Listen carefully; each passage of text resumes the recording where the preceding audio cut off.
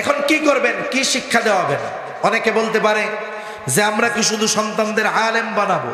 আমি শুরুতেই বলছি যে না, আপনার সন্তানকে তো আলেম বানানোর দরকার নাই, আপনি আগে মুসলমান বানান। ঠিক কিনা বলেন? মুসলমান হওয়ার জন্য কি দরকার? বলে মুসলমান হওয়ার জন্য ইলম দরকার, মুসলমান হওয়ার জন্য জ্ঞান দরকার, ইলমে দ্বীন অর্জন করা দরকার। এই দৃষ্টিকোণ থেকে স্বাভাবিকভাবে আমাদের দেশে দুই ধারার শিক্ষা পদ্ধতি চালু আছে। কয় ধারার? জোরে বলেন, কয় ধারার? এক নাম্বার, যেটাকে স্বাভাবিকভাবে আমরা জাগতিক শিক্ষা বলি,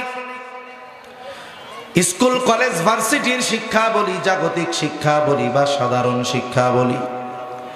বলে এই ধারার শিক্ষা, পাঠ্যপুস্তক, পাঠ্য প্রণয়ন এটা করেছে কারা? বলে এটা মানুষের দ্বারা রচিত, মানুষের দ্বারা রচিত সিলেবাস, মানুষের দ্বারা রচিত বই, এগুলো যেখানে পড়ানো হয় আমরা সেটাকে বলি সাধারণ শিক্ষা বা জেনারেল শিক্ষা। দ্বিতীয় ধারার শিক্ষা বলে এটা হলো দ্বীনি শিক্ষা। একটা জিনিস মানুষ বোঝে না, বলার সময় অনেক সময় বলে দুনিয়াবি শিক্ষা আর পরকালীন শিক্ষা। আসলে এই যে কোরআন সুন্নাহর শিক্ষা, এটা শুধু যে পরকালীন শিক্ষা এমনটা নয়, বরং কোরআন শিক্ষার দ্বারা, কোরআন শিক্ষা, দ্বীনি শিক্ষা, এই শিক্ষা অর্জনের মাধ্যমে দুনিয়াও পরিচালনা করা যায় কি যায় না? এজন্য অনেকে মনে করে কোরআন হাদিস শুধু আখেরাতে লাগবে। ভাই আর একটু বাড়াবেন সাউন্ড? এতবার বলতে ভালো লাগে না, আপনারা বাড়ান না ঠিক মতো, খুব কষ্ট হয় কথা বলতে। এক বয়ানে যদি 1 ঘন্টায় 5 বার সাউন্ড বাড়াইতে বলা লাগে, তাহলে দরকার কি? চুঙ্গা দিয়ে এটা দিয়ে কোনো আওয়াজ আছে? 4টা মনিটর দিচ্ছেন, মাইক আছে, এইটুক জায়গায় কি এত বক্স লাগে? এরপরে আপনারা সাউন্ড দেন, এক একটা আনেন আর দেন।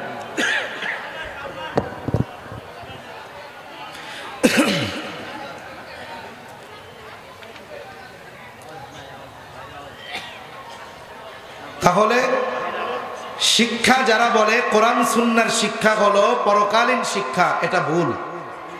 কেন ভুল? বলে কোরআন সুন্নাহর শিক্ষার মাধ্যমেই এই দুনিয়াকে সঠিকভাবে পরিচালনা করা যায়। ঠিক কিনা বলেন? আখিরাত তো আছেই, দুনিয়া পরিচালনার জন্য কোরআন সুন্নাহর শিক্ষা দরকার। তাহলে সাধারণ শিক্ষা আর দ্বীনি শিক্ষা, বলে সাধারণ শিক্ষার সিলেবাস প্রণয়ন করেছে সাধারণ মানুষ, আর দ্বীনি শিক্ষার সিলেবাস প্রণয়ন এটা দুনিয়ার কোনো মানুষ করে নাই।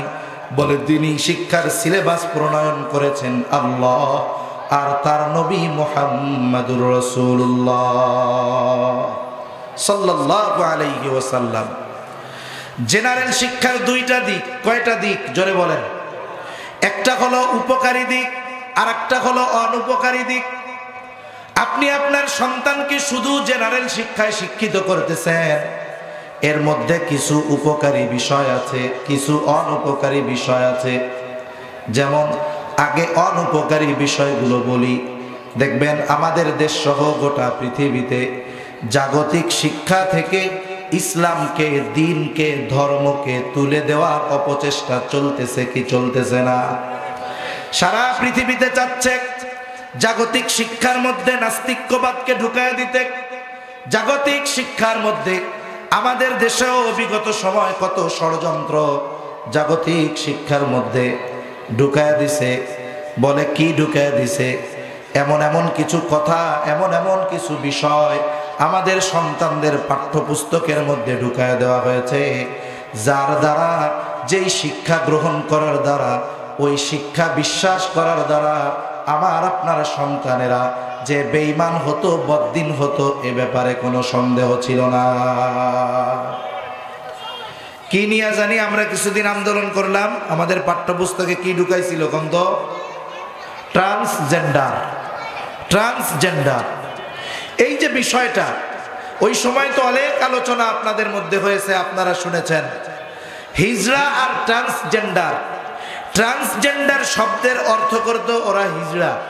আসলে ট্রান্সজেন্ডার হলো নারী নিজেকে পরিবর্তন কইরা পুরুষ সাজবে, পুরুষ নিজেকে পরিবর্তন করে নারী সাজবে, এবং এটাকে আমাদের সরল মনা শিশুদেরকে পড়িয়ে বিশ্বাস করানোর মাধ্যমে তাদের মধ্যে একটা নীতিগত নৈতিকতাগত পরিবর্তন এনে এই ধরনের কুফুরি বিষয়গুলোকে তাদের আমলে কর্মে পরিণত করার অপচেষ্টা এদেশে পাঠ্যপুস্তকের মাধ্যমে হয়েছে কি হয় নাই বলেন? যেমন এখনো পৃথিবীর অনেক দেশে বলে যে মানুষ আসছে বানর থেকে পরিবর্তন হইয়া, বানর থেকে বিবর্তন হতে হতে আস্তে আস্তে মানুষ হয়ে গেছে। কোন ব্যক্তি যদি এই কথা বিশ্বাস করে মানুষ বানর থেকে বিবর্তনের মাধ্যমে মানুষ হয়েছে, আল্লাহর কসম কোরআনের অনেকগুলো আয়াত সরাসরি অস্বীকার করা হবে। আর একজন মানুষ বেঈমান হওয়ার জন্য গোটা কোরআন অস্বীকার করা লাগে না, কোরআনের একটা সূরা অস্বীকার করা লাগে না, কোরআনের একটা রুকু অস্বীকার করা লাগে না, কোরআনের একটা আয়াত অস্বীকার করা লাগে না, কোরআনের একটা শব্দ অস্বীকার করা লাগবে না। কেউ যদি কোরআনের একটা অক্ষর নুক্তা অবিশ্বাস করে বলে বেঈমান হওয়ার জন্য এটাই যথেষ্ট। এখন যারা বলে যে মানুষ ছিল না, মানুষ বানর থেকে বিবর্তনের মাধ্যমে আস্তে আস্তে মানুষ হয়েছে, বলেন এই বিশ্বাস যারা করে তাদের ঈমান আছে না নাই? এখন বলেন আমাদের পাঠ্যপুস্তকের মধ্যে জীববিজ্ঞানের মধ্যে এই ধরনের কথা ঢুকায়া যে দিল বলে সন্তানদের পড়ানোর জন্য, আরে যেই পড়ার কোনো ভিত্তি নাই, যেই পড়া পড়লে আমার সন্তানের ঈমান যাবে, ওই ধরনের পড়া আমাদের সন্তানদের জন্য উচিত হয়। আর কিছু বিষয় আছে যেগুলো উপকারে আসে, যেমন একটা ছেলে ডাক্তার হবে, ইঞ্জিনিয়ার হবে, উকিল হবে, সে ডাক্তার হোক ইঞ্জিনিয়ার হোক কোনো অসুবিধা নাই, কারণ সমাজে নৈতিক ডাক্তারের বড় প্রয়োজন, সমাজে নৈতিক ইঞ্জিনিয়ারের প্রয়োজন আছে না নাই? প্রয়োজন আছে।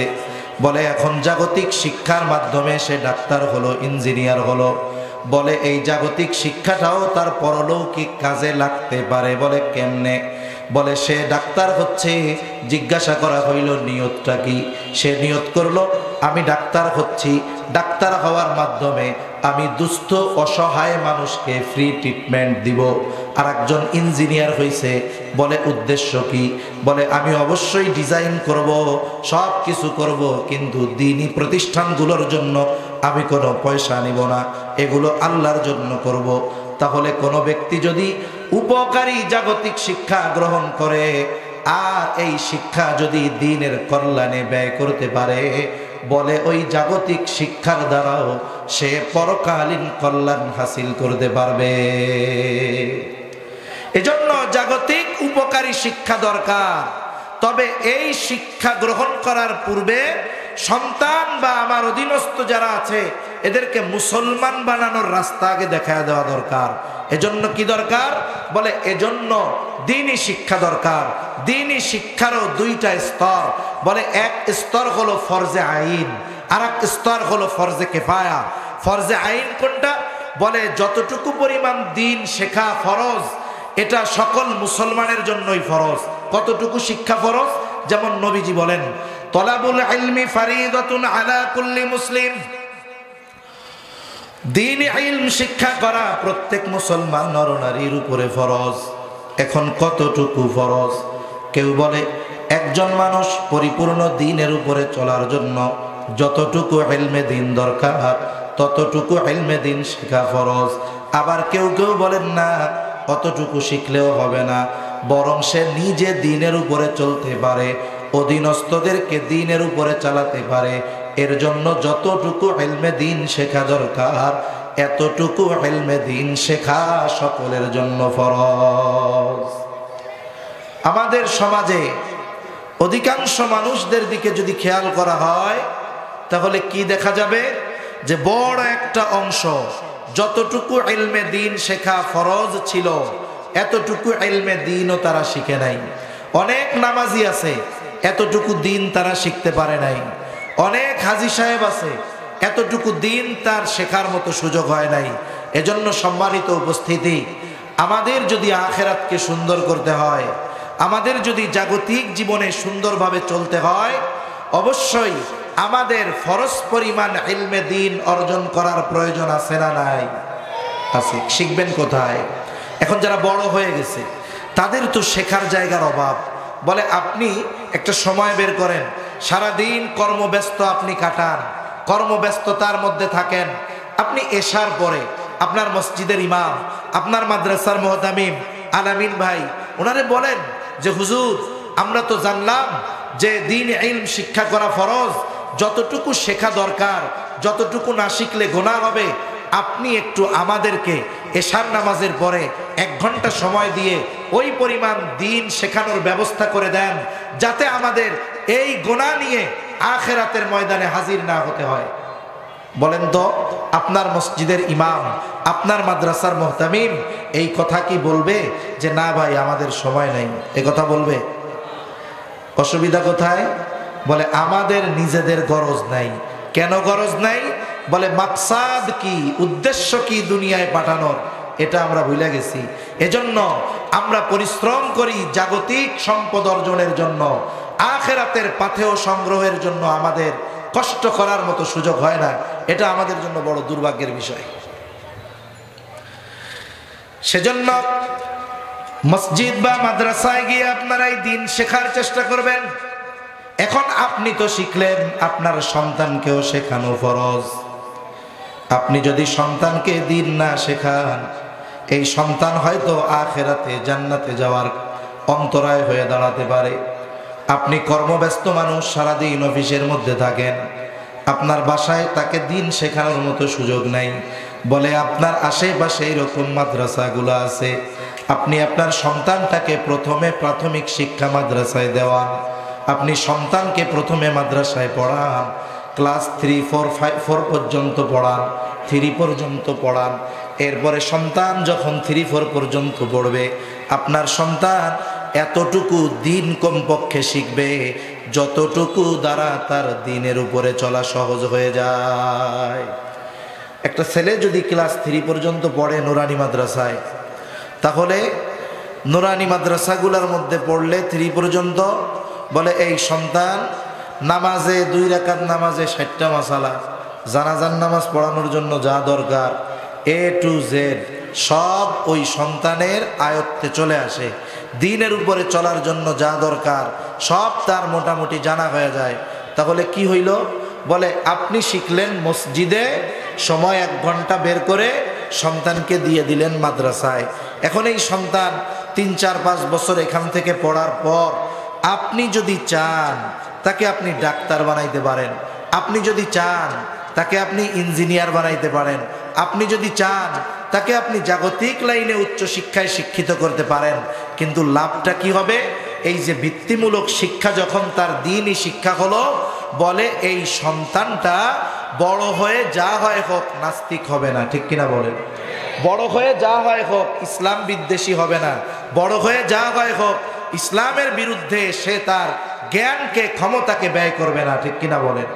এজন্য উচিত কি, যে কোনো বিল্ডিংয়ের যদি আমি আপনি স্থায়িত্ব চাই, লংজিভিটি চাই, যদি চাই যে আমার আপনার বিল্ডিংটা ভূমিকম্পে কাত হবে না, ফেটে যাবে না, পড়ে যাবে না, তাহলে আমাকে আপনাকে ভিত্তি মজবুত করতে হবে। ঠিক কিনা বলেন? যে কোনো শিক্ষার এই ভিত্তি হলো দ্বীনি শিক্ষা। যার ভিত্তি দ্বীনি শিক্ষা হয়, ও যদি পরবর্তীতে জাগতিক শিক্ষায় শিক্ষিত হয়, ওর ওই জাগতিক শিক্ষা দ্বারা ইসলামের কল্যাণে ওই জ্ঞান সে ব্যয় করে, দ্বীনের কল্যাণে ব্যয় করে, মানুষের কল্যাণে ব্যয় করে। ঠিক কিনা বলেন? আর যদি দ্বীনবিহীন দুনিয়াবী শিক্ষা শেখান, তাহলে কি হবে? বলে তাহলে ওই যে কোটি কোটি ডলার পাচার করবে, মানুষেরটা মেরে খাবে, দুর্নীতি করবে, অন্যের মাথা ফাটাবে, অন্যের সম্পদ মেরে খাবে। ঠিক কিনা? এজন্য আমাদের সন্তানদের ভিত্তিমূলক শিক্ষা, দ্বীনি শিক্ষা হওয়ার দরকার।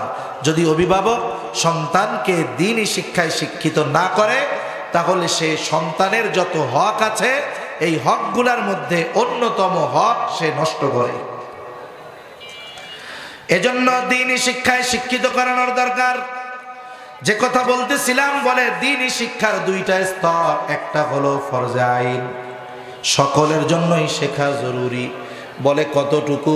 বলে যতটুকুর দ্বারা নিজে দ্বীনের উপরে চলবে, অধীনস্থদেরকে দ্বীনের উপরে চালাবে, এতটুকু শিক্ষা গ্রহণ করা, এটা ফরজে আইন। এরপরের স্তর হলো ফরজে কিফায়া। বলে এটা সবার জন্য শেখা জরুরি না, তবে কিছু মানুষ যদি না শিখে গুনাহগার সবাই হবে। সাধারণভাবে ফরজে কেফায়া কোনটা? এই যে আমরা জানাজার নামাজ পড়ি, মানুষ মারা গেলে আপনাদের এলাকায় যখন কোনো মানুষ মারা যায় জানাজা হয় কি হয় না? এই যে জানাজা হলো, এলাকার সব মানুষ কিন্তু জানাজায় অংশগ্রহণ করে না, কিছু মানুষ জানাজায় অংশগ্রহণ করে। এই কিছু মানুষের অংশগ্রহণ করার দ্বারা বাকি সবার উপর থেকে দায়িত্বটা আদায় হয়ে যায়। কিন্তু যদি অনাকাঙ্ক্ষিতভাবে এমন হয়, একটা মানুষ মারা গেছে, তার গোসল করানোর কেউ নাই, কাফন পরানোর কেউ নাই, জানাজা দেওয়ার কেউ নাই, একেবারে এলাকার সবাই অনুপস্থিত, কেউ আসে নাই, বলে এই ব্যক্তির এই জানাজা হলো না, কাফন হলো না, গোসল হলো না, এই জন্য এলাকার সব মানুষকে গুনাহগার হওয়া লাগবে। তাহলে ফরজে কিফায়া হলো এমন ফরজ যেটা কিছু মানুষ আদায় করলে সবার পক্ষ থেকে আদায় হয়ে যায়। আপনারা কথা শুনতেছেন তো? শোনা যায়? আমি না শুনি, আপনারা শুনলে হইল। আর বললেন না, এক মাহফিলে যদি 10 বার মাইকে সাউন্ড বাড়াইতে বলতে হয়, এর চেয়ে আর কষ্টের কি আছে? আমার বুক ব্যথাচ্ছে, গলা ব্যথাচ্ছে, আমার মন চাচ্ছে এখনই আলোচনা শেষ করে দিই। ফালতু সাউন্ড সিস্টেম।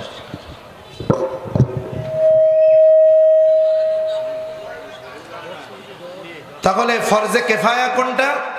বলে এমন ফরজ যদি কিছু মানুষ আদায় করে এটা সকলের পক্ষ থেকে আদায় হয়ে যায়, এটা হলো ফরজে কিফায়া।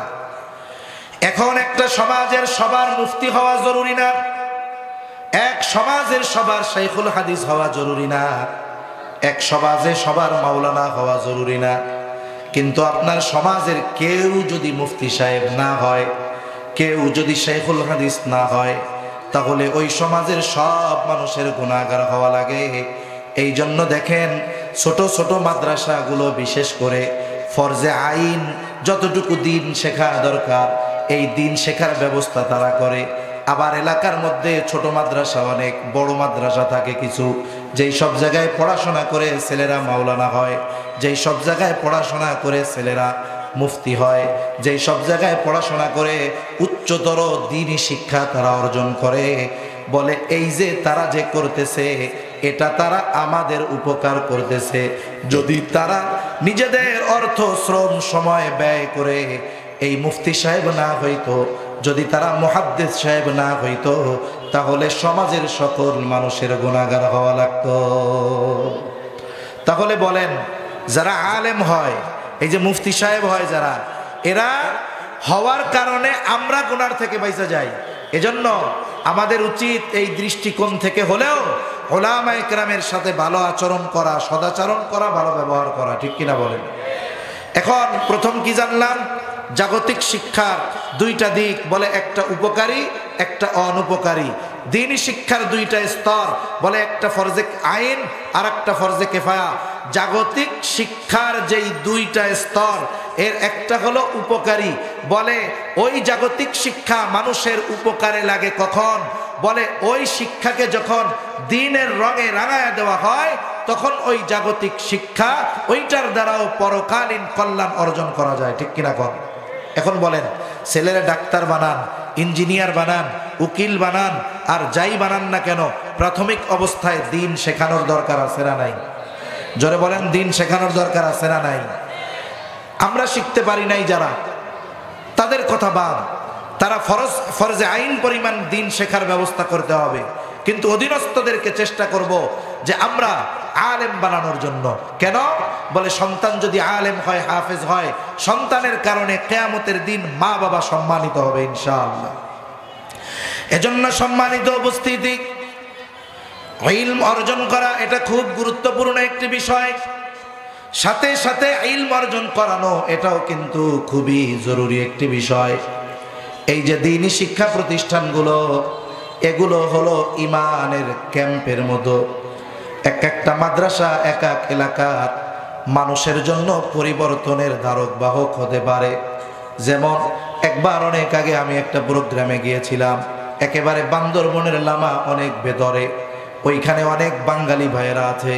তারা বলতেছিল, হুজুর একটা সময় আমরা সন্ধ্যার সাথে সাথে ঘরের মধ্যে ঢুকে যাইতাম, আর বের হইতাম পরের দিন সকালবেলায় সূর্য ওঠার পর। ফজরের নামাজ ঘরের মধ্যে আদায় করা লাগতো, মসজিদ বানানোরও কোনো উপায় আমাদের ছিল না।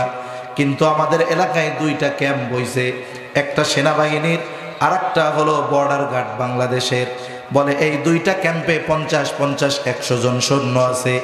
এই দুইটা ক্যাম্প হওয়ার কারণে আমাদের এলাকার মানুষের জানমাল এখন নিরাপদ। বলে রাত 12টা পর্যন্ত যদি বাজারেও থাকি কোনো অসুবিধা নাই। চিন্তা করে দেখেন, একটা ক্যাম্প হওয়ার কারণে যদি একটা মানুষের, এক এলাকার মানুষের জানমাল নিরাপদ হয়ে যায়, তাহলে যদি এই রকম একটা মাদ্রাসা হয়, এই মাদ্রাসাগুলো একটা এলাকার মানুষের ঈমান হেফাজতের জন্য সাহায্যকারী হয়ে যায়। এজন্য আমাদের কি উচিত? বলে আমাদের উচিত হলো আমাদের সন্তানদেরকে এই মাদ্রাসাগুলোর মধ্যে দিয়ে, আমাদের সন্তানদেরকে মাদ্রাসায় দিয়ে আমাদের সন্তানকে ইসলামের বা দ্বীনের সৈনিক হিসাবে গড়ে তোলা দরকার। ঠিক কিনা বলেন? দ্বীন শিখলে কোনো মানুষ কখনো অসম্মানিত হয় না। দ্বীন শিখলে মানুষের যোগ্যতা বাড়ে। দ্বীন শেখার মাধ্যমে আল্লাহ সুবহানাহু ওয়া তাআলা মানুষের সম্মান বাড়ায় দেয়, মর্যাদা উত্তীর্ণ করে দেয়। আমরা মনে করি মর্যাদা মনে হয় টাকা পয়সা, ধন দৌলত এগুলোর মধ্যে, কিন্তু আল্লাহ সুবহানাহু ওয়া তাআলা কোরআনুল কারীমের মধ্যে জানায় দেন দ্বীন শিক্ষার ফজিলত। আল্লাহ তাআলা বর্ণনা করে বলেন, কি বলেন? ইয়ারফাইল্লাহুল্লাযীনা আমানু মিনকুম ওয়াল্লাযীনা উতুল ইলমা দারাজাত। আল্লাহ তাআলা কাদের মর্যাদাকে সমুন্নত করেছেন? আল্লাহ তাআলা বলেন, তোমাদের মধ্যে যারা ঈমান এনেছে এবং যাদেরকে ইলমে দ্বীন তথা ইলম দান করা হয়েছে, আল্লাহ সুবহানাহু ওয়া তাআলা বলেন মর্যাদার দিক দিয়ে তারা অনেক উচ্চ অবস্থানে। ইলমের কারণে মানুষের মর্যাদা বাড়ে। কেমনে বাড়ে? উদাহরণ দিলে বুঝতে সহজ হবে। মনে করেন এদেশের একজন যে কোনো এক বাহিনীর প্রধান, তার অনেক সম্মান। সেনাবাহিনীর যিনি প্রধান অনেক সম্মান না? বিমান বাহিনীর প্রধান অনেক সম্মান না? কিন্তু ওনার সম্মান যত হোক, উনি যখন চাকরি থেকে অবসর নেবেন, চাকরি থেকে যখন অবসরে চলে যাবেন, বলেন তো চাকরি করাকালীন সময় তার যেই সম্মান ছিল, চাকরি থেকে অবসরে যাওয়ার পরে তার কি সেই সম্মান আর মর্যাদা আর থাকবে? কোনো ভ্যালু নাই তার। কিন্তু এই বাংলাদেশের অনেক আলেমদের দ্বারা উদাহরণ দেওয়া যাবে। এই আলেমরা যত বৃদ্ধ হয় তাদের মর্যাদা সম্মান তত আরো বাড়তে থাকে। ঠিক কিনা বলেন? যত বুড়া হয়, দাড়ি যত পাকে, আর সম্মান তত বাড়ে। আহমদ শফী সাহেব রহমাতুল্লাহি আলাইহি বুড়াকালে আইসা আল্লাহ তাআলা তার আকাশচুম্বী জনপ্রিয়তা তাকে দান করেছেন। মানুষের মধ্যে তার মর্যাদা কত। এইরকম ভাবে যারা ইলম অর্জন করে, এদের বয়সের সাথে সাথে আল্লাহ সুবহানাহু ওয়া তাআলা এদের মর্যাদা আরো বাড়ায় দেয়। দুনিয়ায়ও বাড়ায়, বলে আখিরাতেও বাড়ায় দেয়। সুবহানাল্লাহ। আরেকটা বিষয়, ইলম সবাই অর্জন করতে পারে না। আল্লাহ তাআলা যাকে কবুল করে সেই পারে, তবে বান্দা চেষ্টা করতে পারে। এখন যদি কেউ এই চিন্তা করে বসে থাকে আল্লাহ যদি কবুল করে তাইলে তো হবে, যা হয় হবে, আমি বসে থাকি, বিষয়টা এমন নয়। বরং বান্দার কাজ চেষ্টা করা। বান্দা যদি চেষ্টা করে, তৌফিক দেওয়ার মালিক কে? এজন্য রাসূলুল্লাহ সাল্লাল্লাহু আলাইহি ওয়াসাল্লাম বলেন, মাইয়ুরিদিল্লাহু বিহি খায়রান ইউফাক্কিহু ফিদ্দীন। বাস্তবতা হলো আল্লাহ সুবহানাহু ওয়া তাআলা যার কল্যাণ চান তাকেই দ্বীনের বুঝ দান করেন। আর দ্বীনের প্রকৃত বুঝ সাধারণ মানুষ সহজে বুঝতে পারে না। যারা ইলমে দ্বীন অর্জন করে প্রকৃত দ্বীন তারাই বুঝতে পারে বিধায় যখন দ্বীন বিদ্বেষী, দ্বীনের বিরোধী কোনো কথা হয়, কোরআন সুন্নাহর যখন কোনো অপব্যাখ্যা হয়, মানুষের কাছে ভালো লাগলেও উলামায়ে কেরাম সেই অপব্যাখ্যাকারীর প্রতিবাদ করে কি করে না?